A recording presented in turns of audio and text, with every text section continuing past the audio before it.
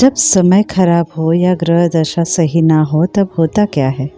इसे महाभारत में वेद व्यास जी ने इसके बारे में बताया है कि जब सभा पर्व में यानी कि ध्रुतकीड़ा में जब युधिष्ठिर ने जो भी दांव पे लगाया था, चूंकि युधिष्ठिर तो धर्मिष्ठ, नीतिवान, सज्जन और जिन्होंने कभी भी झूठ ना बोला हो, ऐसे युधिष्ठिर सब कुछ गवा देते हैं। अपने भाई एवं पत्नी द्रौपदी को भी दांव पर लगा देते। तो ये प्रश्न आता है कि अगर इंसान धर्मिष्ठ हो, नीतिवान हो, कभी झूठ ना बोलने वाला, ऐसा इंसान ऐसा क्यों करता है।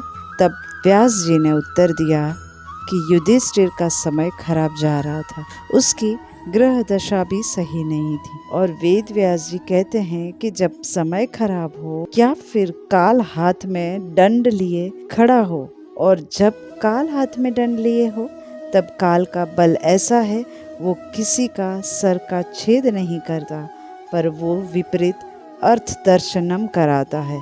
मतलब जो शुभ है वो अशुभ लगता है और जो अशुभ है वो शुभ लगता है। अगर हम विपरीत अर्थ दर्शनम ना करें और हम हमारी चॉइसेस और प्रायोरिटीज़ को सजग होकर चूज़ करें और हमारे आसपास क्या हो रहा है उसके प्रति अगर हम सजग हो, तो ग्रह परिस्थितियाँ खराब हो तो भी हमारा बाल भी बांका नहीं हो सकता। चुनौतीपूर्ण समस्या सब पर आती है, लेकिन वो समस्या हमारे लिए अवसर या अपॉर्चुनिटी बनेगी या फिर ऑब्स्टेकल्स बनेगी, उसका पूरा आधार हमारी मनस्थिति पर होता है।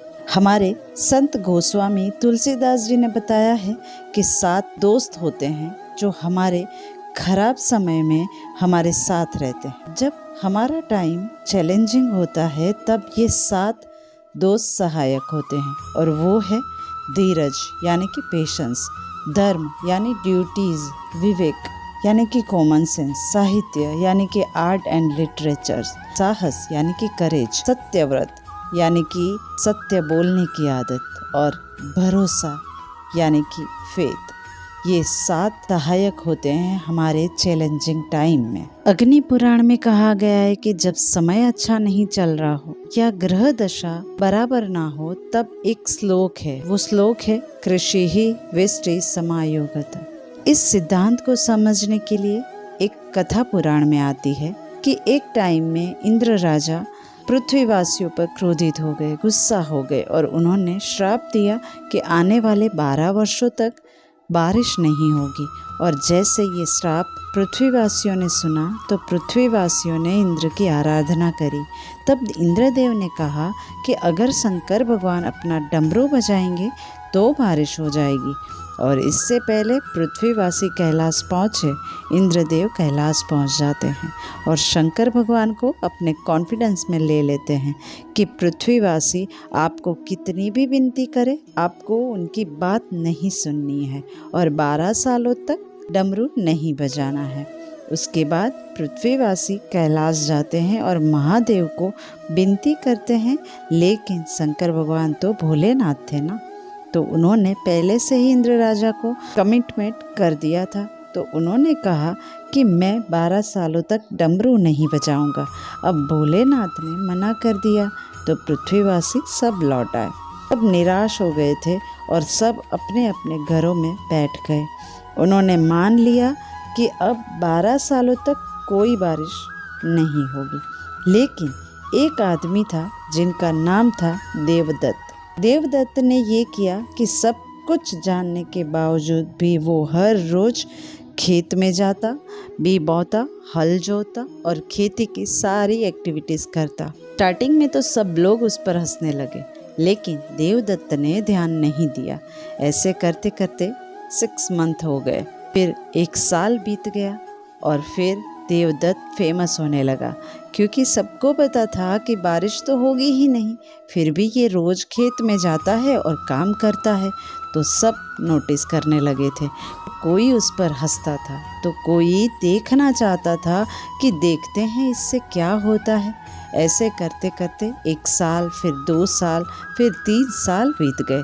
अब देवदत्त के ऐसे प्रयासों पर राजा को उत्सुकता हुई।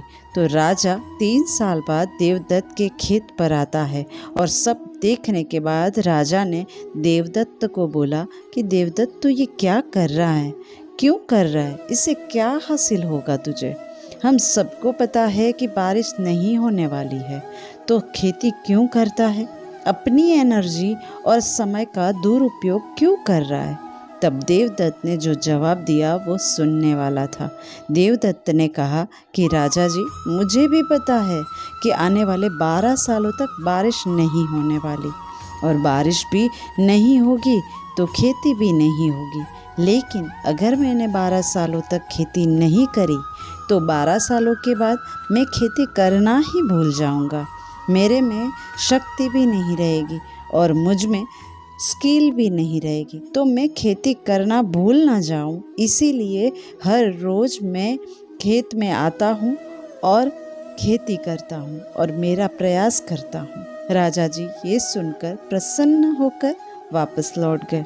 जब ये बात चल रही थी तब कैलाश में शंकर और पार्वती जी ने भी ये बात सुनी, और पार्वती जी ने शंकर भगवान को बोला कि महादेव, बात तो ये सही कर रहा है देवदत्त, और आपने भी 3 साल तक डमरू नहीं बजाया है, और अगर आप भी 12 साल तक डमरू नहीं बजाओगे तो कहीं ऐसा ना हो जाए कि आप भी शायद डमरू बजाना भूल जाओ।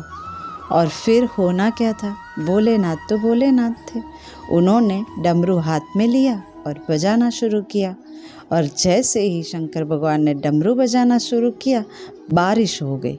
और जैसा कि सबको पता है कि बाकी सब ने खेतों में काम किया ही नहीं था, तो बारिश होने के बावजूद भी उनको फ़ायदा नहीं हुआ। पर देवदत्त ने मेहनत की थी, उसने प्रयास किया था, तो जैसे ही बारिश हुई उसके खेत में पैदाश हुई।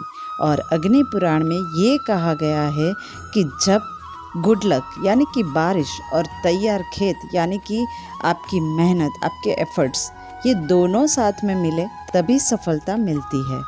लाइफ में 2 तरह के स्टेजेस होते हैं, 2 तरह के फेसेस होते हैं, या तो अर्न करो या लर्न करो। तो जब चैलेंजिंग टाइम हो और ग्रह परिस्थितियाँ ठीक ना हो तब अर्न करने का टाइम नहीं है, तब लर्न करने का यानी कि सीखने का, अनुभव लेने का टाइम है। हमारी स्किल्स को शार्पन करने का टाइम है, अपने आप को अपग्रेड करने का टाइम है। अगर शास्त्रों के सिद्धांतों को सार में बताएं तो चैलेंजिंग टाइम और नसीब जब चुनौतीपूर्ण हो तब शांति, सुधार और साहस का समय होता है। और यहाँ पर साहस का मतलब ये नहीं है कि हमें कोई भी चीज़ आउट ऑफ द वे जाकर करनी है। यहाँ पर साहस का अर्थ ये भी है कि हमें हार नहीं माननी है। शास्त्रों के सार के अनुसार अच्छा समय और बुरा समय चक्र के समान घूमता ही रहता है। तो अगर समय अभी चुनौतीपूर्ण जा रहा है तो अच्छा समय भी ज़रूर आएगा। धन्यवाद। अस्तु।